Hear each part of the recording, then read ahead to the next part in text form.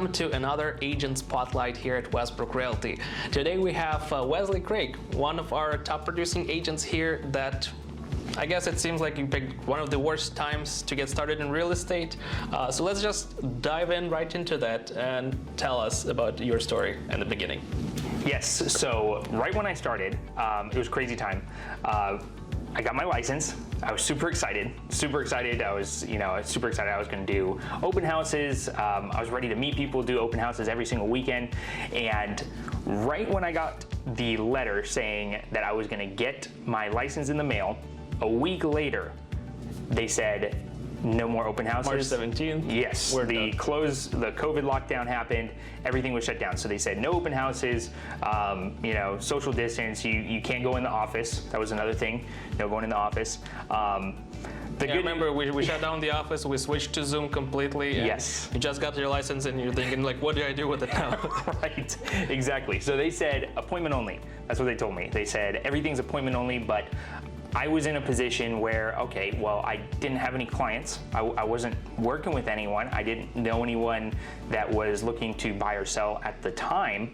So I was stuck of how do I get appointments without working with anyone at the moment. And I know a lot of agents that actually gave up for the same list of reasons that you're mentioning, because like how can I do business? So I'll just rather switch to doing something else, right? Unfortunately. Right. So that definitely happened, and it was a little discouraging, I'd say, right at the beginning, because I was already motivated for the open houses, super stoked, and all of a sudden they shut everything down. So what to do next? So what I did next is, I still wanted to find a way to meet people and get contacts with people who are looking in the market while following the guidelines. Right, exactly. So what I ended up doing was I would still host open houses, but I followed the guidelines. So everything was appointment only, and appointment only meaning. So basically, you were there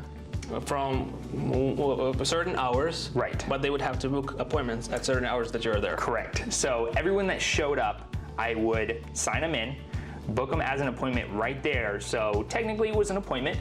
Still have them sign the property tour guidelines where they had to wear their mask, social distance, all that stuff.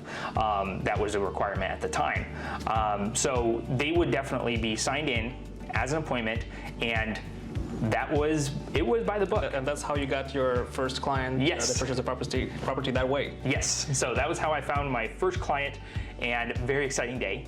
So that's how it worked. So I suppose where a lot of people found discouragement, every time there's a shift happening in the market, there's also opportunity. So while unfortunately somebody shifted on the downside, you were able to find an opportunity where a lot of people turned away. Right.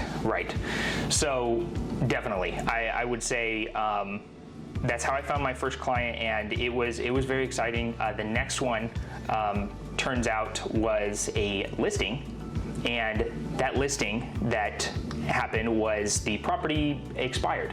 It turns out the last listing agent wasn't able to sell it. So what I did was I just reached out to the seller directly. I left a little letter right on his front porch and just said I had a buyer already lined up, which I did, by the way. I actually did have that. I know it's very common. It can be a marketing piece that agents would say, I do have a client just to secure that listing. So was the seller skeptical, or? Yes. So the seller was definitely skeptical. It sounds like he acted like he's heard that before. Like, oh, I have a buyer. They probably got a ton of calls. Right. I have a buyer, and I was still new to the business, so I was like, no, I really do have a buyer. Like, I don't get it. Yeah, I know. I'm trying to buy your property right now. Yeah, he's interested, and we already looked at it. We found it was expired, and that's why I'm reaching out to you. So it took some time with the seller. After he contacted me, after I left the letter, he contacted me about 2 weeks later. It took about a full week of negotiating, back and forth. It took a week to convince him that yes. It's all happening. Yes, to convince him that the buyer is here, it's ready, and I was serious. I said, I have my buyer now, but if we keep delaying this, I may not actually have a buyer. And I was just very straightforward and blunt with him, but at the point where I still wanted to help him out at the same time. So every single day I called him, and we were kind of going back and forth with everything. Long story short, we were able to get the buyer into the home, and he is in that home today. So, so he's very happy. So you got a happy seller, happy buyer. Yes. Yes. That's a great connection. And yes. Not a lot of agents are getting listings in the beginning of their career. So props to you for doing just that. Thank you. And so moving forward, you were able to get one transaction, and then it started sort of snowballing one after another, and you got into listings, and you got into working with buyers. So now we're, a year later. We can do open houses now, thankfully. So you're finally able to achieve your initial goal. And in the office, we call Wesley King of Open Houses. And the reason why, because you're truly hosting some of the best open houses that I've seen. So sellers are really happy with the way you do things, but also other listing agents are hiring you to host open houses for them. What's your secret?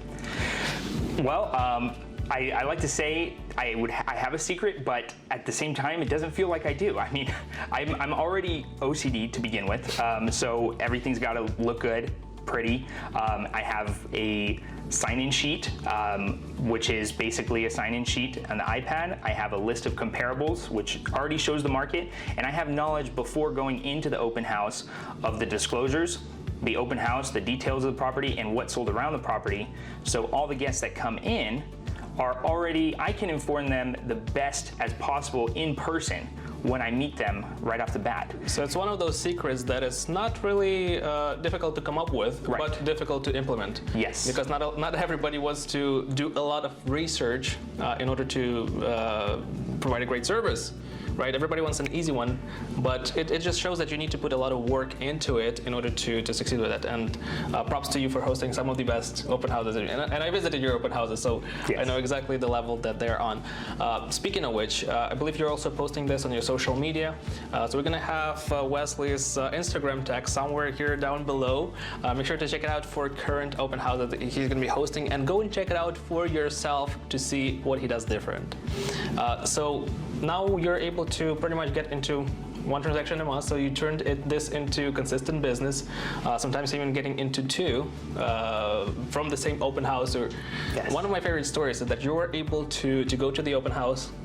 You found you had 5 people that walked in, and you helped one to buy that property. Yes. Correct me if I'm wrong. You have another one that you helped buy another property in a neighborhood, and you have a third one right now that you're working with. Yes. So 3 out of 5, that's a ridiculous score, to be honest. Yeah. So it just shows that you're doing things differently. And what's next? What do you plan next moving forward? Well, I definitely want to keep scaling. So that's something that I definitely don't want to slow down on. Definitely, I learn as much as I can. In no way do I feel like I know everything about open houses. I know some guys There's always something else to add. There's right? always something else to add, yes. So if anyone comes to me with another idea, I'm always open to implementing and making my business better than it was before. Because yes, like I said, in no way do I feel that this is the best we can get, because it can always get better. So always looking to learn and implement more. That's awesome. Yeah. And this is the question that I'm pretty much asking all of the agents on Agent Spotlight. Why Westbrook Realty to begin with? You mentioned you went to different companies to interview with. How did we stood out? Well, Westbrook Realty really stood out to me because I basically interviewed with a bunch of brokerages because I wanted to feel good when I first walked in. That was one thing. I want to just make sure I like the environment, and also everything about it. So I went to a few franchises at first, and as a new agent, this is just how I thought. As a new agent walking in, Same. Yeah. When I got my license, the very first place to go to franchise. Right, exactly. So I went to the franchise. I went to a few different franchises, and how I heard it, they didn't say it like this, but how I heard it was, oh, you can pay us this much to work for us. And I was so— Membership model. Yes, so I was so confused as a new agent. I was just shocked. I was like, why I'm already paying to get my license, and it's already a risk to me taking this because yes, there's no ceiling, but also there's no floor. So I'm putting money. Phrase. Yes. so I'm putting money into it that, as a new agent, I'm not sure where I'm going to be. It could take a few months before I, get my first sale. And I came to Westbrook, and one thing that stood out to me was the number one, the environment, and Vladimir, who's awesome. He's a very friendly guy. So easily approachable. Yeah, easily approachable, which I thought was great. And his whole business model was better as far as, as just from my perspective as a new agent. I just thought it was better because there were no desk fees. There weren't any upfront fees. It was just, we had a fair split. And also he provided lead generation to his agents, and that came through the brokerage and not so much me out of pocket, which also was a benefit to me because starting out, like I said, there was no open houses. So no open houses. Also the lead generation from the brokerage that really helped out as well. Clients have to come from somewhere in order for us to have success with it. And seeing our agents being successful, you yourself involved, it just shows that we're doing something right. So seeing you being successful is probably the best compliment that we can receive. And finally, for a new agent or somebody who's thinking about getting into real estate, if you can go year back and talk to yourself when getting started, what would be the one advice you'd probably give to yourself? Something you can give to new agents. The one advice I would give myself is, well, there'd probably be multiple, but one would be don't get discouraged because yes, we're in real estate. I'd say stick with it, and as long as you stick with it, your business will grow. And as long as you're actually putting in the efforts that's needed, the universe will give you business. So that's just the way I see it. And also Westbrook. Well said. Yeah. Thank you so much for joining us here and sharing your story with us. I'm looking forward to having you back here and sharing more success as you scale up in the future. Thank you. Appreciate it. And that's a wrap.